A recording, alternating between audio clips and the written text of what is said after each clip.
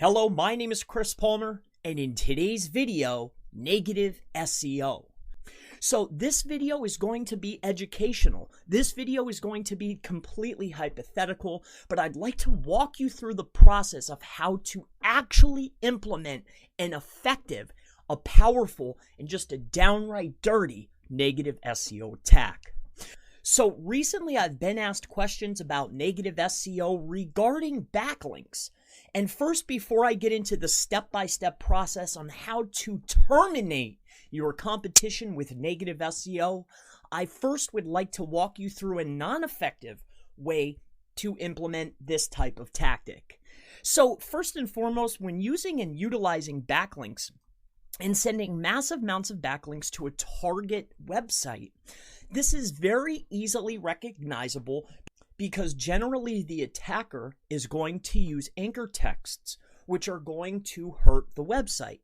Now, along with that, when sending massive amount of links over and over from spam domains, this is also very easily recognizable and easy to disavow and also bring to the web spam team to give you help to clean up any type of actions that may have came to the website.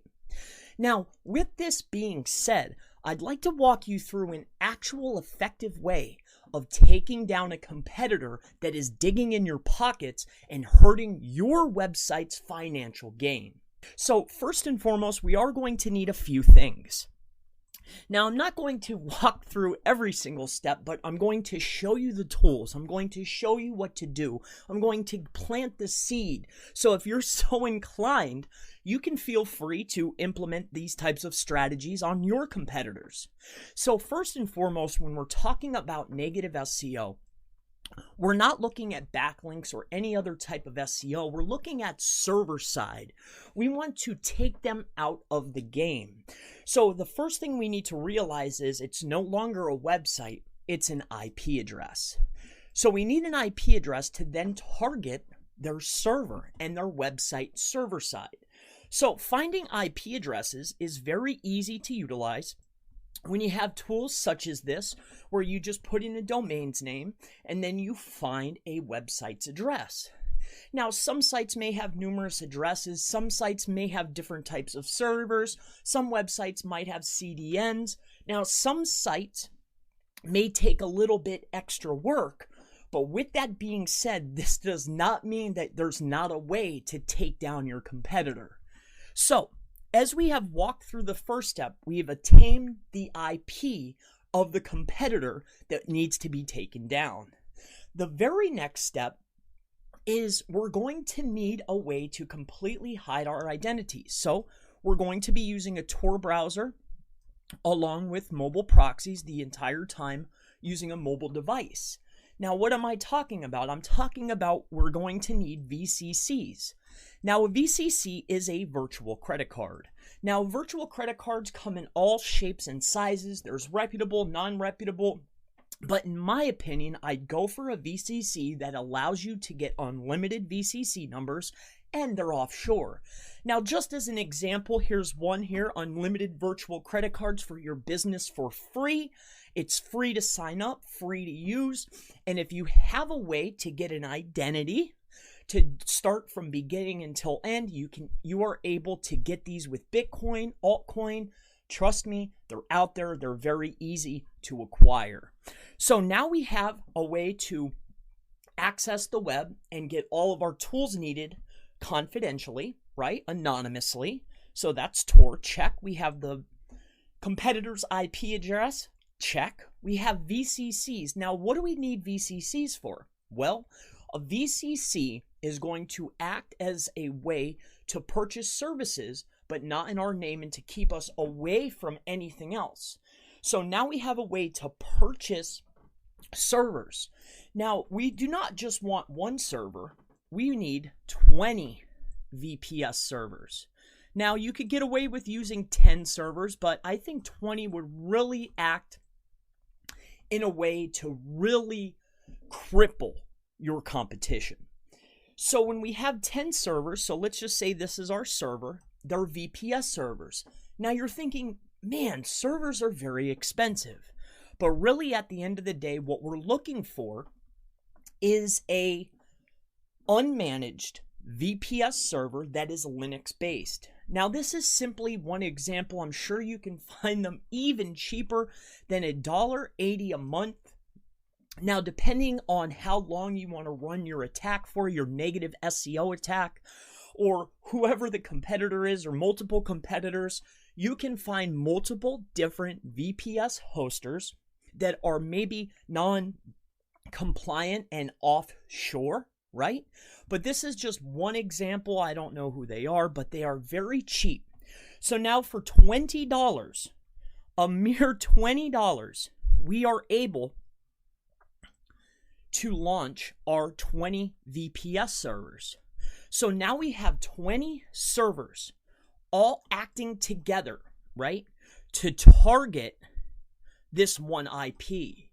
And we have been completely anonymous the entire time.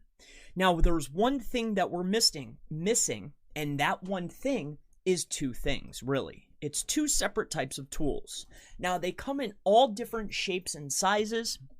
They come in all different languages, whether it's Java, whether it's Python, whether it's C, completely irrelevant, but here's just one example of the type of tool that I'm talking about. Now, these types of tools are known as stress testing and load testing tools. Now, these types of tools are going to send multiple requests. Some are easily detectable, some of them aren't. Some of them utilize proxies or Tor or different types of requests where it's sending packets over and over and over. And when you have one server, right, sending these attacks that's easily detected and it's able to just get rid of it, it's easy, especially if they have a CDN or something along those lines.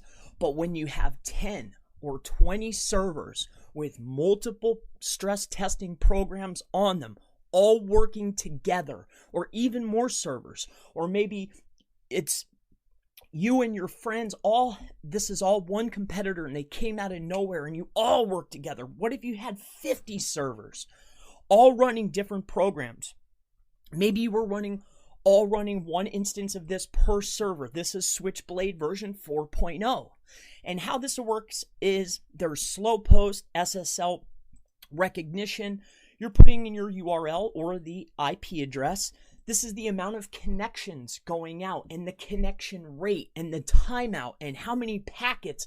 I mean, you can really go overboard because you have a VPS that is powerful. It's running multiple different stress test and load testing tools, some black hat, some white hat, and you're running them on multiple servers. When you're sending this many requests, this many packets over and over and over and over, there's only one thing that can happen.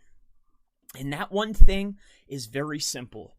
The server of this competitor can no longer operate and keep up with the amount of requests and traffic and page clicks consistently coming and coming and coming. After a while, 500 errors. When you have a site that is down for a week, 2 weeks, and it's not up, no pages are loading, there's a big problem. It's sending flags in Search Console. The only thing that can happen is that it gets knocked out of the SERP. Now, if you are e-commerce or an affiliate and you have somebody that's getting a ton of traffic, they're making sales every day, and you take them out of the game for a month, trust me, not only are they going to lose rank, but it's going to cripple their business. So this was all hypothetical. This is a much more effective way to cripple a competitor's website utilizing negative SEO. Might I suggest steer clear of any type of negative SEO. However, sending backlinks is more of a benefit than not, regardless of how you do it. If you're going to utilize this type of negative SEO attack, go for something that's actually going to cripple them and take them out of the game. So my name is Chris Palmer. If you have any questions about negative SEO, local SEO, digital marketing, black hat SEO, gray hat SEO, white hat SEO, I mean really anything at all that I can help you with, always feel free to leave it in the comments below and I look forward to seeing you in the next Black Hat SEO, Gray Hat SEO, Negative SEO video. Have a wonderful day.